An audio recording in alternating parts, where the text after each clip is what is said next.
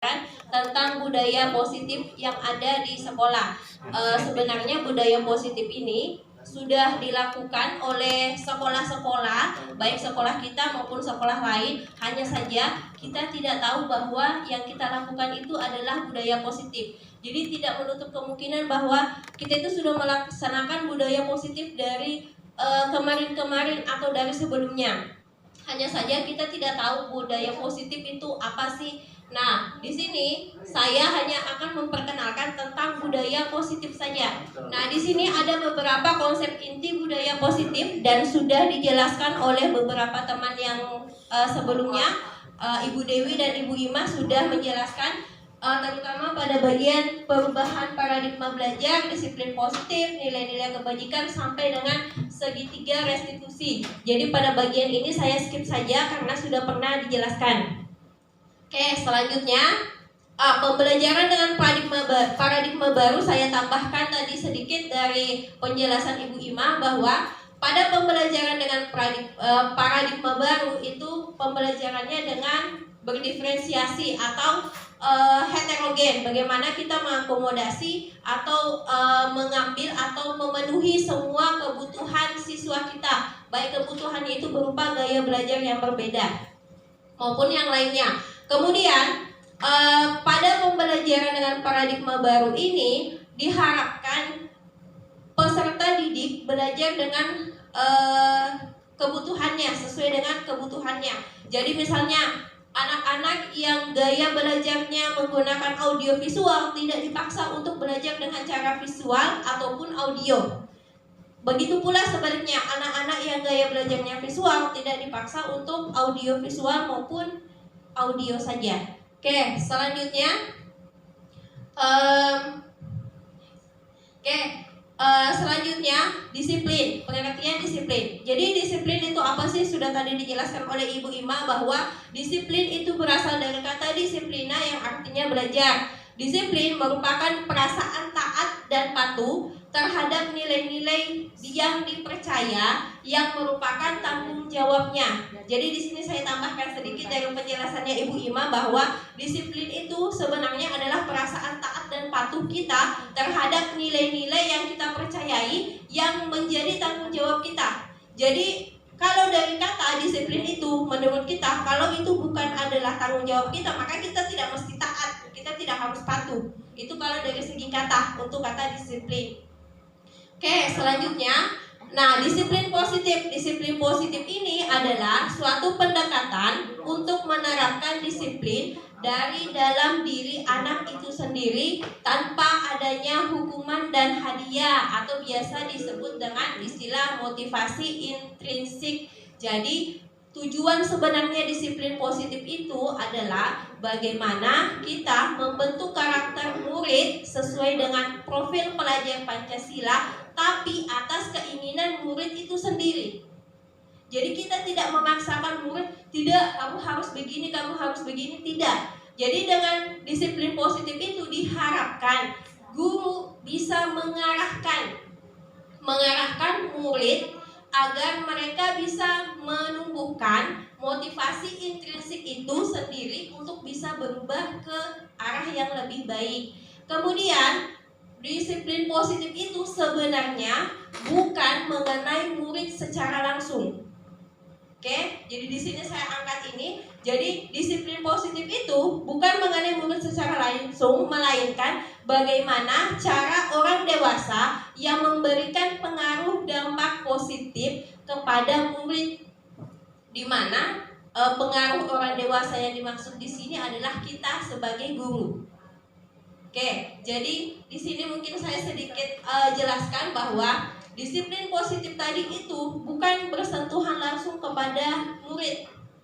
Jadi disiplin positif itu sebenarnya hakikatnya itu tidak bersentuhan langsung kepada murid tetapi kepada guru. Itulah alasannya kenapa ada diseminasi budaya positif. Karena disiplin positif itu pertama kali itu sebenarnya harus diikuti atau diketahui oleh ibu dan bapak guru sebagai orang dewasa di sekolah. Kemudian dengan adanya pengetahuan itu diharapkan ibu dan bapak guru yang ada di sekolah itu bisa mengajarkan dan bisa menuntun murid untuk bisa menumbuhkan motivasi intrinsik dari dalam tubuh mereka sendiri, dari kehendak mereka sendiri, agar mereka bisa berubah ke arah yang lebih baik.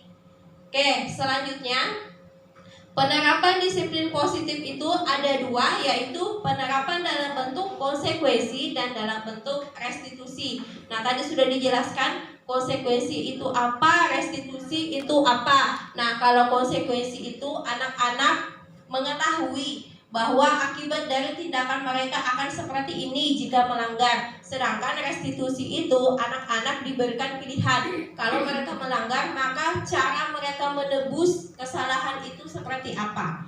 Oke, selanjutnya perbedaan antara hukuman dan konsekuensi. Oke, yang pertama, hukuman itu tidak terencana atau tiba-tiba. Jadi hukuman itu tidak pernah direncanakan sebelumnya. Misalnya hari ini saya masuk mengajar di kelas 10-4. Nah, saya masuk mengajar dengan niat anak-anak lengkap dengan LKS. Tapi pada kenyataannya anak-anak tidak ada yang membawa LKS. Tiba-tiba saya mengatakan, oke, yang tidak bawa LKS silahkan keluar. Nah, itu adalah hukuman. Kenapa? Karena saya tidak merencanakan hal itu sebelumnya. Jadi itu adalah hukuman. Selanjutnya, murid tidak tahu apa yang akan terjadi dan tidak dilibatkan. Ini sama. Jadi mereka itu tidak tahu kalau pada pelajaran biologi misalnya tidak membawa LKS maka disuruh keluar. Mereka tidak tahu atau tidak ada penyampaian sebelumnya, maka itu termasuk hukuman. Oke, berikutnya bersifat satu arah. Jadi bersifat satu arah di sini adalah guru yang memberikan hukuman dan murid hanya bisa menerima. Itu adalah hukuman. Jadi ketika anak-anak bilang, "Bu, saya tidak mau melaksanakan ini." Tidak, kamu tetap harus melaksanakan. Berarti itu adalah hukuman karena sifatnya cuma satu arah. Berikutnya, berupa fisik maupun psikis. Jadi maksudnya hukuman itu berupa fisik maupun psikis. Nah, di sini ada sedikit pertentangan. Ada yang menanyakan bahwa apakah semua hukuman yang kita kenal ini, hukuman fisik itu adalah hukuman atau ada kalanya itu adalah konsekuensi.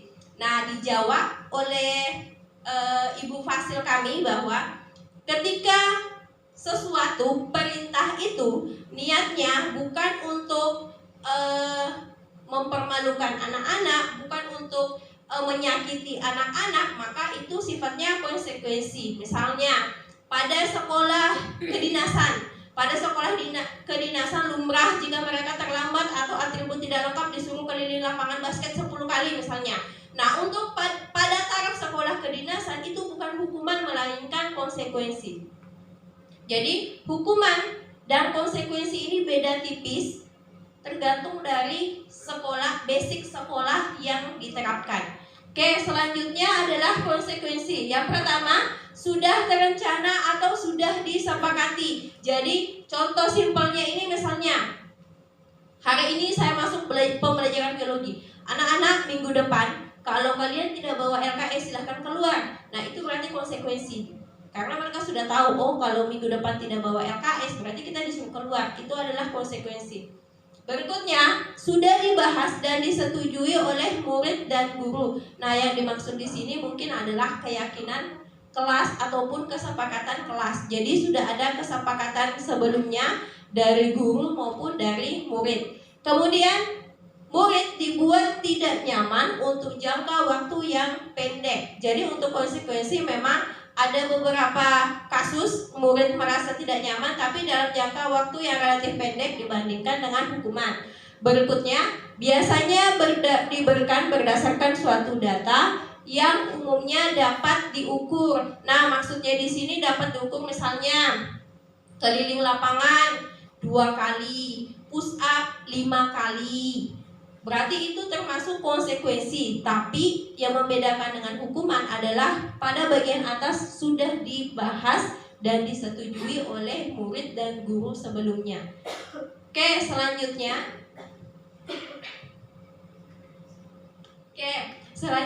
restitusi. Nah, restitusi di sini menurut Bapak William Glasser Orang yang bahagia akan mengevaluasi diri sendiri, dan orang yang tidak bahagia akan mengevaluasi orang lain. Jadi maksudnya di sini adalah restitusi itu bukan menilai bahwa seberapa banyak pelanggaran yang dilakukan orang atau sebaik apa orang itu, tapi bagaimana kita menilai diri kita sendiri. Restitusi itu lebih ke diri kita sendiri. Apa yang sudah kita lakukan? Tindakan kita hari ini melanggar keyakinan atau tidak? Kalau melanggar, maka cara kita mempertanggungjawabkannya seperti apa? Itu sebenarnya restitusi. Oke. Selanjutnya, ketika murid bisa melakukan restitusi diri, maka dia akan bisa mengontrol dirinya dengan lebih baik dan dengan tujuan yang lebih baik pula. Jadi, tujuan sebenarnya dari restitusi itu adalah bagaimana seorang murid bisa mengontrol dirinya. Oke, jadi tujuannya itu adalah bagaimana seorang murid bisa mengontrol dirinya. Ketika mereka akan melakukan kesalahan, diharapkan di dalam benaknya itu timbul pertanyaan, kalau saya melakukan ini, apakah melanggar peraturan atau tidak? Kalau melanggar, kira-kira bagaimana cara saya menebusnya? Kalau saya menebus seperti ini, apakah tidak akan menyakiti orang lain dan sebagainya. Nah, pertanyaan-pertanyaan itu yang diharapkan muncul di dalam diri anak ketika mereka sudah bisa merestitusi diri mereka sendiri. Oke, selanjutnya sesi pertanyaan. Bapak Ibu guru, jika ada yang ingin ditanyakan, silahkan ditanyakan terkait budaya positif dan juga restitusi. Kalau untuk posisi kontrol guru, saya yakin Bapak dan Ibu sudah tahu, maka saya tidak jelaskan lagi. Pas aja. Pas dulu. Pas.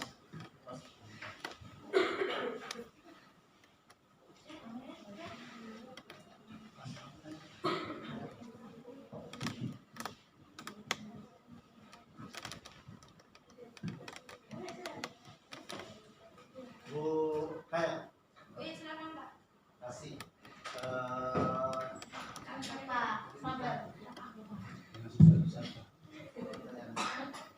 Assalamualaikum warahmatullahi wabarakatuh. Terima kasih. Di kelas 12 dan kelas 10 saya ngajar. Waktu ajaran pertama kemarin tahun baru atau semester awal, kami buat kesepakatan kalau saya terlambat masuk, saya tidak ngajar dalam 5 menit. Siswa juga terlambat 5 menit, tidak boleh ikut. Kemudian ada juga yang kedua, kalau terlambat 2 menit push up atau di lapangan, ya apakah itu termasuk hukuman atau apa? Itu aja. Terima kasih.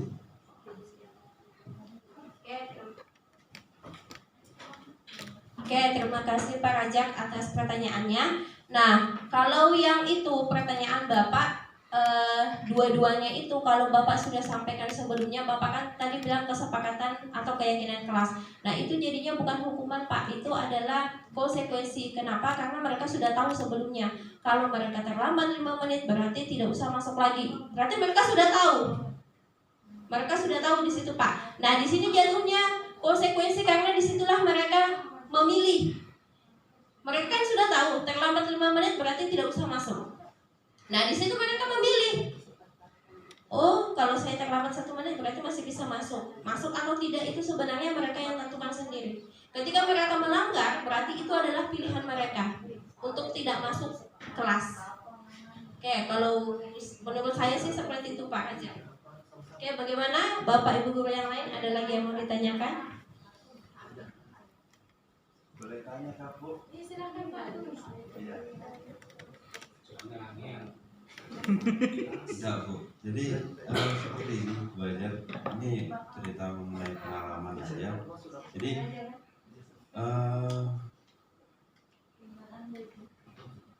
di awal pembelajaran sama seperti kasusnya dengan Pak Rojak tadi mengenai kesepakatan belajar. Jadi kan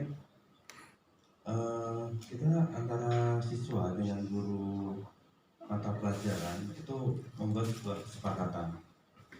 Tapi bagaimana kita menyikapinya kalaupun misalkan setelah kita membuat kesepakatan ternyata kesepakatan itu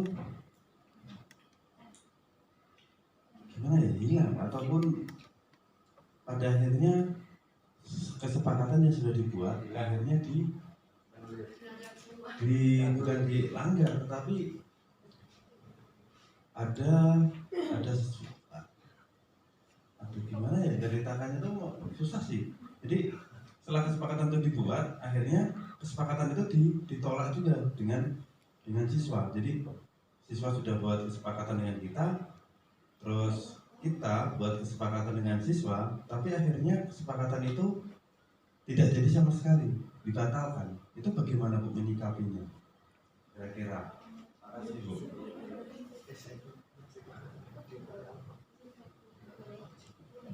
Baiklah, saya persilakan kepada Ibu Ima untuk menjawab pertanyaan Pak Kunchoro. Dibatalkan, jadi tidak ada kesepakatan sama sekali di kelas itu saja. Ya, baik Pak Kunchoro, terima kasih atas pertanyaannya, sangat luar biasa terkait dengan kesepakatan yang dibuat antara guru dengan murid ya. Nah, kesepakatan itu sudah dibuat, tapi dengan berjalannya waktu kesepakatan itu tidak berjalan, hilang dengan begitunya, tenggelam ya. Belum tiada waktu sih, baru masih di hari yang sama. Dengan hari yang sama, berarti belum disepakati toh Pak, berarti? Awalnya itu sudah sepakat, jadi Sudah sepakat. siswa membuat kesepakatan dengan guru mapel. Ya. Akhirnya kan guru mapel membuat kesepakatan Dengan murid. Sudah saat kita membuat kesepakatan dengan murid, akhirnya murid itu merasa gimana ya, merasa kok berat seperti itu. Ya baik. Kesepakatan itu kan Pak, segala sesuatu yang dibuat itu artinya guru dan murid menyepakati kan, menyetujuinya. Kalau setuju dan sudah disepakati berarti itu tidak diyakini dan dijalankan.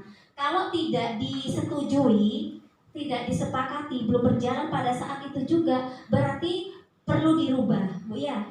Kesepakatannya cari yang lebih enteng dan itu juga tidak ada kaitannya dengan pelanggaran seperti itu ya. Jadi apa ya namanya, kita cari yang kira-kira murid guru itu jalan beriringan bersama-sama seperti itu Pak. Terima kasih. Saya tambahkan sedikit jawaban dari Ibu Ima. Kayak saya tambahkan sedikit jawaban dari Ibu Ima. Itu juga pernah terjadi sama saya Pak, dan di sekolah ini. Jadi solusinya itu, saya meminta anak-anak silahkan kalian membuat kesepakatan yang menurut kalian bisa kalian kerjakan dan tidak memberatkan. Nah akhirnya dalam waktu 2 minggu mereka mengumpulkan 6 butir kesepakatan yang ternyata isinya sama saja dengan kesepakatan yang sudah saya buatkan, hanya berbeda redaksi kata saja. Jadi kalau keyakinan kelas tadi kata Ibu Ima itu bahasanya lebih abstrak, ternyata anak-anak itu ada beberapa yang tidak bisa memahami itu. Ketika kita menggunakan kata abstrak, mereka itu merasa ini berat sekali Bu.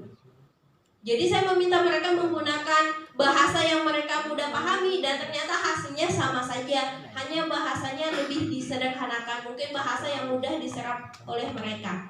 Oke, kalau saya itu aja sarannya Pak Kun. Oke, Pak Rajak silahkan. Terima kasih tambahannya tadi.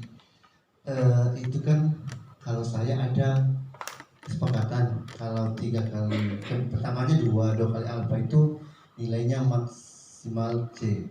Tapi anak tak bisa karena 3 lagi ya 3 sekalinya. Selama ini kan sudah saya lakukan, sudah dari tahun-tahun.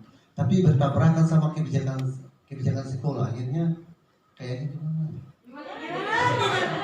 Karena selama ini kan gitu saya buat sebelum masuk perjanjian alfa minimal maksimal 3 itu paling tinggi C.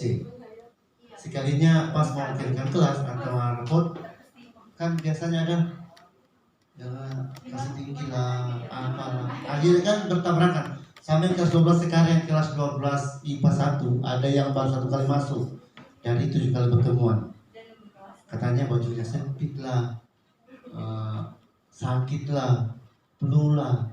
Ya sudahlah, saya ikuti aja kemauannya. Kita coba. Kalau menurut ibu, kalau ini kan kesepakatan sudah kita buat, tapi karena bertentangan sama kebijakan sekolah bagaimana? Terima kasih, itu aja sih. Oke, terima kasih Pak Rajak atas pertanyaannya. Kalau menurut saya, ketika keyakinan atau kesepakatan kelas yang kita buat itu bertabrakan dengan kebijakan sekolah, maka yang perlu dievaluasi itu adalah kesepakatan yang kita buat. Jadi kenapa? Karena tadi seperti yang dipaparkan oleh Ibu Siti Fatimah bahwa dalam penerapan budaya positif itu kita harus melibatkan semua warga sekolah. Jadi seyogyanya ketika kita membuat keyakinan kelas itu kita sudah pernah membicarakan keyakinan kelas yang kita buat itu ke warga sekolah yang lain atau setidaknya diperkenalkan. Kalaupun nantinya ada revisi-revisi itu disesuaikan dengan visi dan misi sekolah. Kalau saya begitu Pak Rajak. Mungkin bisa ditambahkan oleh Ibu Siti Fatimah.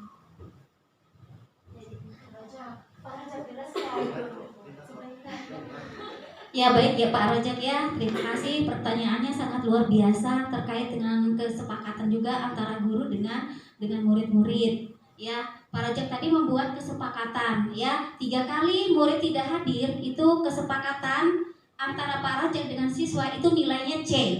Nah, apakah kesepakatan Bapak itu berseberangan dengan aturan sekolah? Sedangkan sekolah kita katanya nilai minimal B, kasihan anak-anak. Nah, makanya itu seperti dari awal tadi, ketika kita membuat kesepakatan budaya positif entah apa, itu semua warga sekolah diikut sertakan, termasuk di situ pimpinan sekolah. Misalnya Bapak menerapkan aturan seperti itu dikomunikasikan dengan pimpinan sebagai sebagai pemberian kebijakan, ya. Andai itu misalnya kata kepala sekolah jangan seperti ini, ganti Pak yang kira-kira tidak memberatkan dan tidak merugikan siswa, seperti itu ya. Ya, bagaimana Pak Rojak? Tapi kalau tidak ada batasannya kayaknya gimana gitu? Kayaknya anak-anak kayak senanya nggak masuk. Ya itu Pak. Mungkin harus masuk.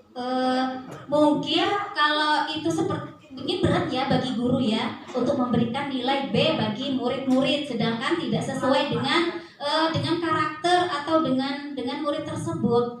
Ya itu tadi Pak, guru harus berusaha adil dan bijaksana. Kalau itu tidak bisa diterapkan, cari keyakinan apa yang kira-kira membuat murid itu sadar akan kebutuhan dirinya.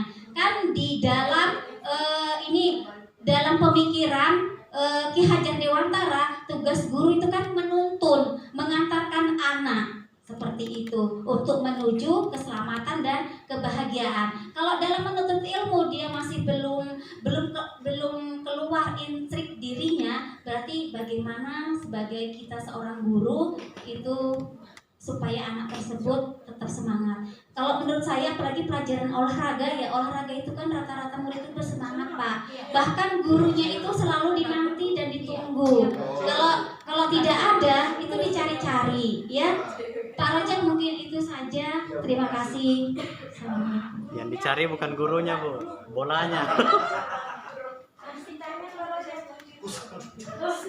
Masih ke Pak? Baik, terima kasih Pak Rajak, Pak Kucoro atas umpan baliknya.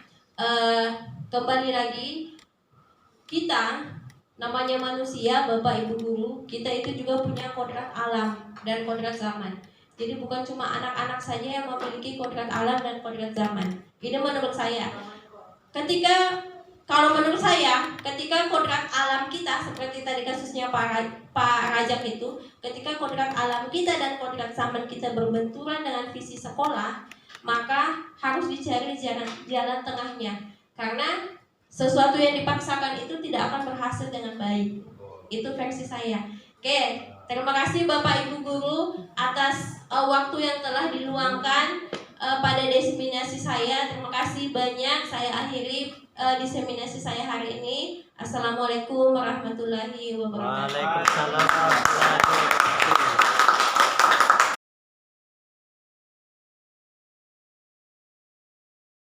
Warahmatullahi wabarakatuh. Apa kabar kalian anak-anak hari ini?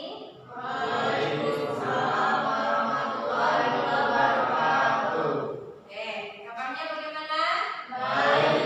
Oke, baik. Jadi hari ini agenda kita itu adalah membuat keyakinan kelas. Nah, keyakinan kelas itu gunanya untuk apa? Gunanya itu untuk membuat kalian kenal dengan yang namanya disiplin positif. Oke, yang namanya disiplin positif itu apa? Disiplin positif itu gunanya untuk supaya kalian bisa mengontrol diri kalian sendiri. Jadi kalian bisa tahu berbuat yang benar yang mana, yang salah yang mana. Yang salah tidak dikerja lagi, yang benar dilanjutkan.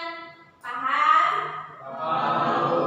Oke, kalau sudah paham, sekarang setiap murid silahkan menuliskan di kertas kalian tanpa menuliskan nama keyakinan kelas yang kalian inginkan itu seperti apa. Jumlahnya boleh lebih dari 1, boleh 2, boleh 3. Oke, silahkan.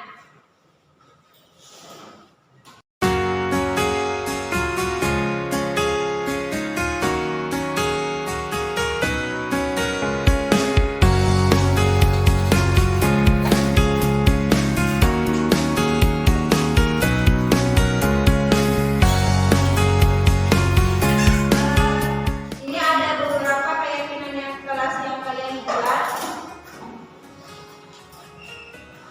Oke, dari beberapa ini saya akan pilih yang tidak double ya.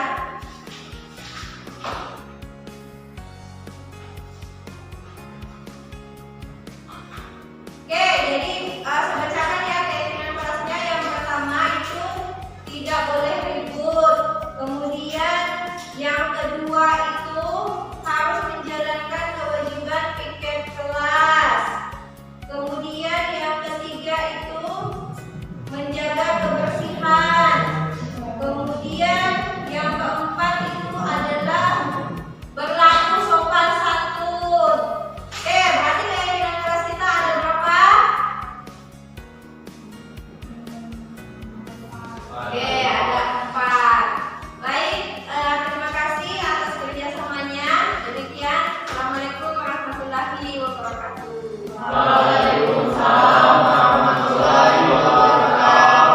Saya senang dengan adanya keyakinan kelas karena membuat kelas lebih disiplin dan menjadikan kelas lebih terarah. Perasaan saya setelah membuat keyakinan kelas adalah senang, karena seharusnya peraturan-peraturan di sekolah ini memang harus dipatuhi. Alasan saya adalah saya merasa senang setelah membuat keyakinan kelas ini karena bisa membuat kelas menjadi lebih disiplin.